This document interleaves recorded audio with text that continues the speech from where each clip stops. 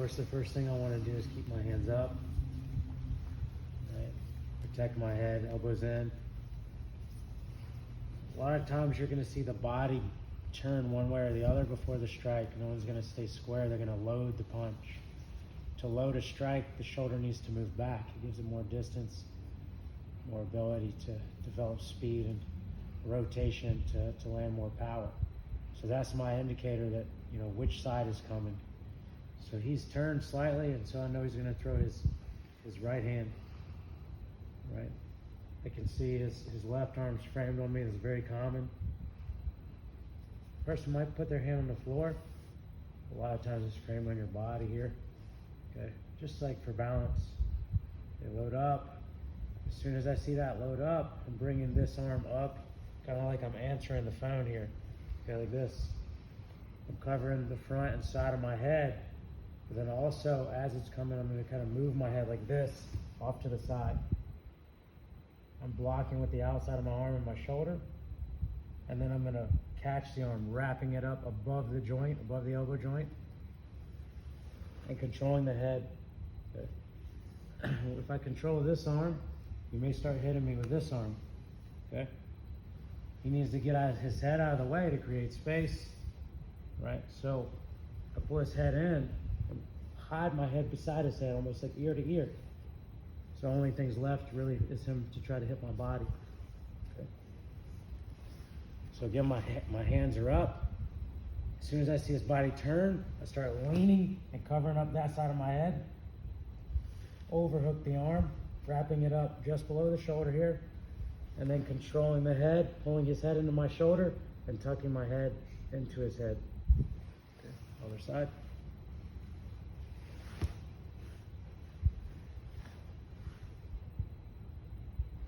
Any questions there, guys?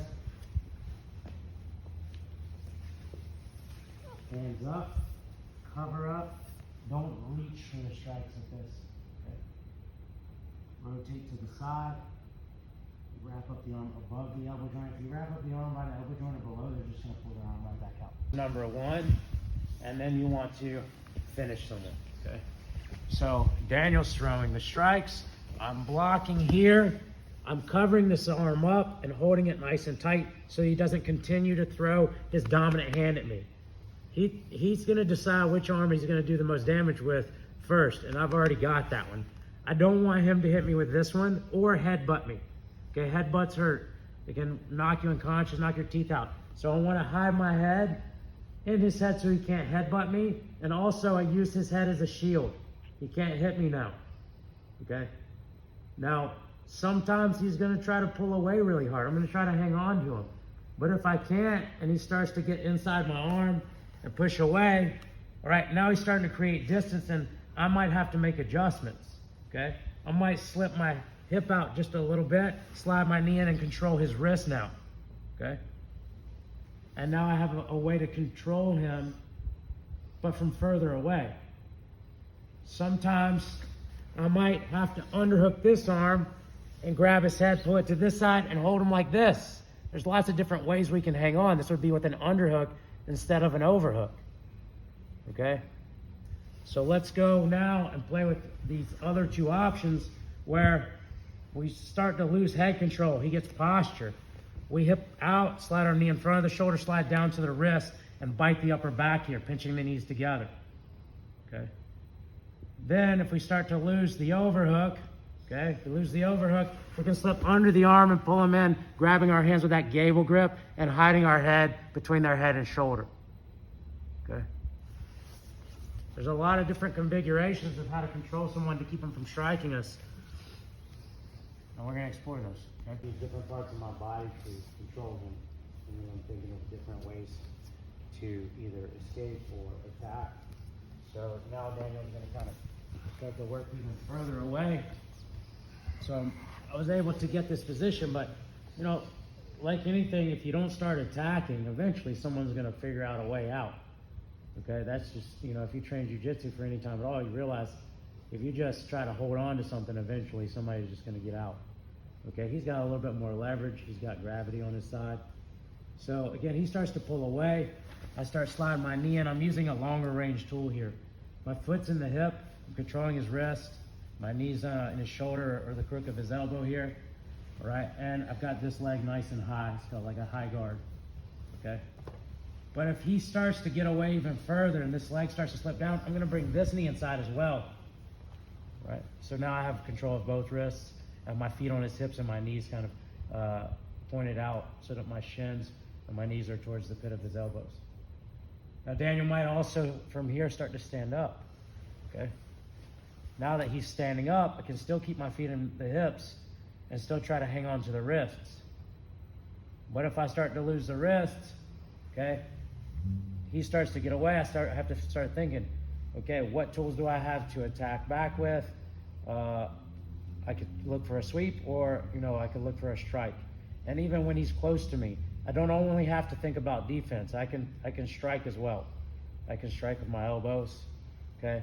You can put your thumbs in their eyes, But here, you can grab his heel, keep my foot in his hip, bring my knee towards my chest, and then extend my hips and throw a kick up at his head, okay? Come behind his knee, push and pull, and then come up on top, and now I can get on top or get away. So that's how we incorporate our jiu-jitsu techniques and our self-defense. Okay, when it comes to strikes, like you need to see how they can blend together. Because when the rules change, you have to make adjustments. You don't want to have to make too many adjustments between the way you train and dealing with some self-defense situation where somebody's trying to choke you or trying to strike you and do you a lot of harm. So we're just going to keep adjusting the range. Daniel's going to strike. I've got my hands up. I'm blocking, pulling him in. He starts to get away. I use my knee inside. He starts to get away further.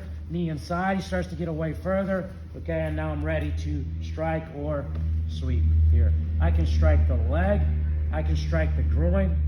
I can strike the liver. I can strike the head.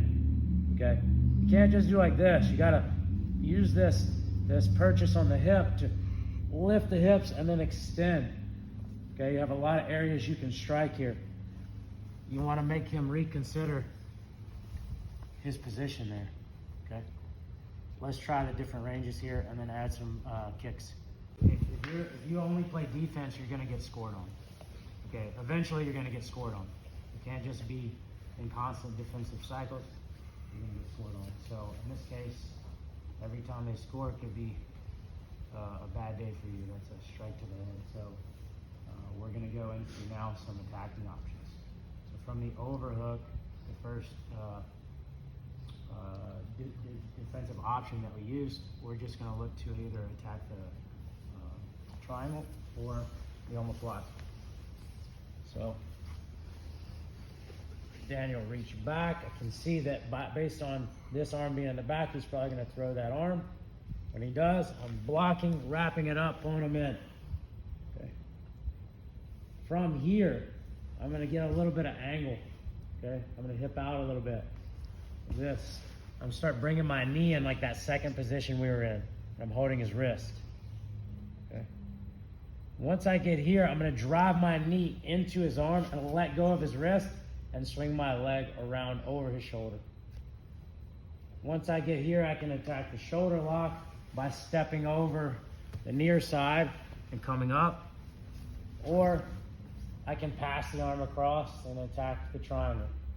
When I attack the triangle, I need to extend my hips to get the arm across. Punch my hips away, pull the arm across, pull the hips back in, and then grab my shin. Put my foot on the hip, knee on the shoulder, pivot to get a little bit of angle, and then lock my ankle behind my knee. Grab the head, squeeze my legs, and pull the head to finish.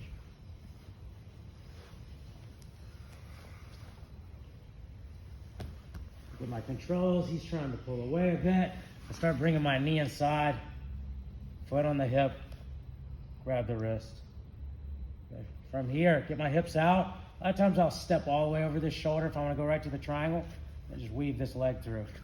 Sometimes I have to push into this arm to get that arm to clear and then throw my leg over. Hips out, arm across, grab the shin, foot in the hip, Knee nice and close to the heel, pivot, and lock it up.